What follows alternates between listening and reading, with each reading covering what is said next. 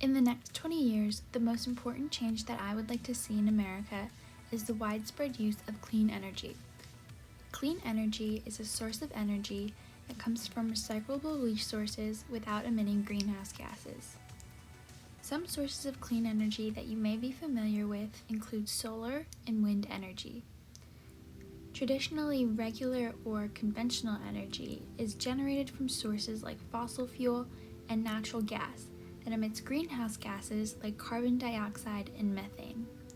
When greenhouse gases are released, they collect to create a blanket that forms in the Earth's atmosphere, trapping in heat from the sun and warming the Earth. This can cause severe weather, desertification, and the melting of glaciers.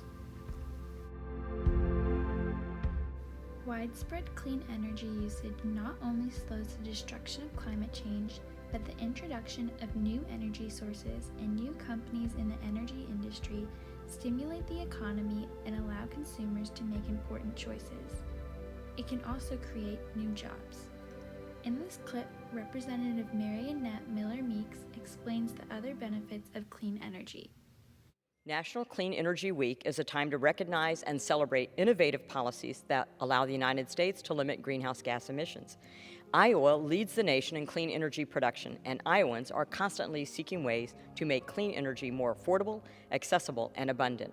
Just last year, the American Clean Power Association reported that over 50% of Iowa's electricity is generated by renewable sources, ranking it the highest in the United States.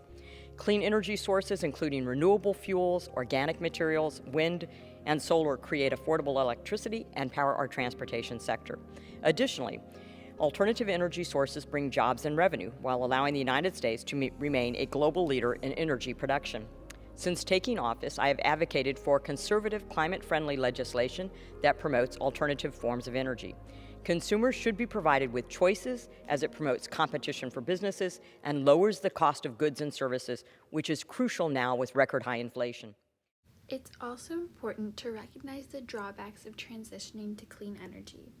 The transition to clean energy can be costly, directly impacting the American consumer by raising energy bills and shipping costs.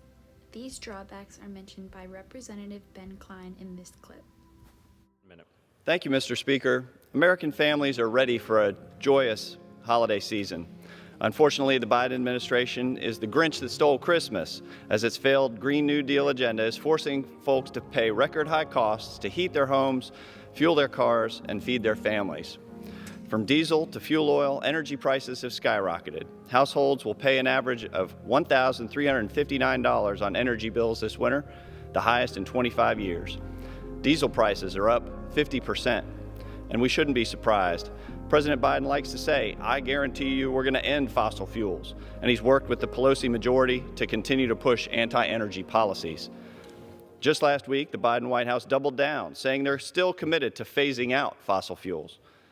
In this next clip, Representative Scott Perry makes a statement on electric vehicles and the cost of energy in Pennsylvania. It is important to note the cost that he mentions is for one specific car, and Transportation Secretary Pete Buttigieg responds with a cheaper alternative in the part of the clip that is cut off. Folks, where I live, my bosses, my constituents are paying about 80% more for gasoline than they were when President Biden became the president.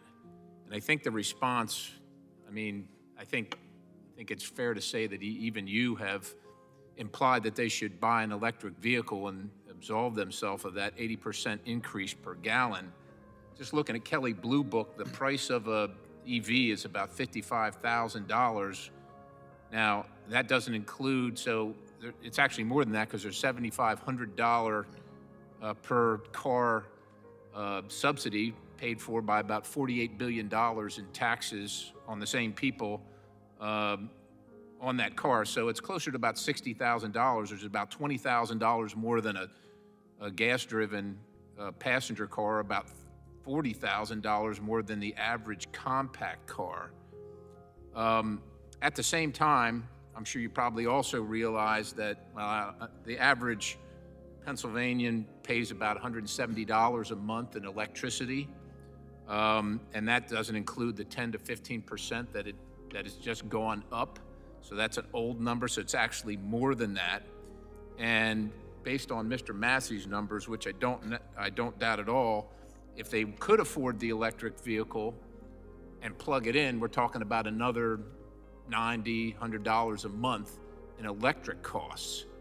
I'm wondering what the administration and you are doing other than subsidizing, to lower the cost. Look, they're either paying more for gas, 80%, or they're paying more for electricity to the tune of essentially doubling their electricity bill. Considering both viewpoints is vital to progressing as a country.